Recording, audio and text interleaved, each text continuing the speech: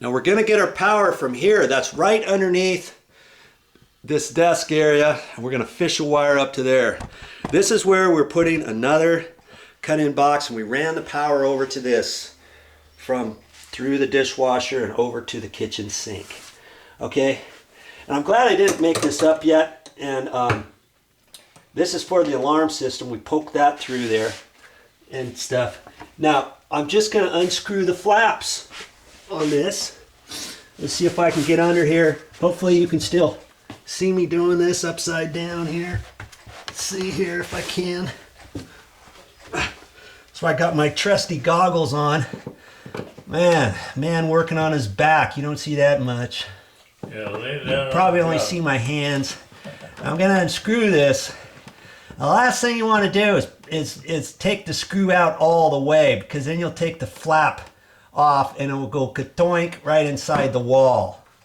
Okay, but we've got to get enough clearance to be able to slide it out. Okay, because once I loosen it up, it takes this arm and then it swivels it back down. Okay, but I want to unscrew it just a hair anyways, just a little, you know, and let's see if it comes out. Look at that. See, the flaps just came down like that. And if your flap's not coming down, you can kind of jiggle it, and you may have to loosen the wire a little bit, or the screw. And I got everything coming in my face and my nose, and I'm glad. Oh, that's right, because I drilled the hole from up above. Yeah. Nice. Okay, it's that simple to remove a cut-in box. Okay, so now I can take a piece of Romex from there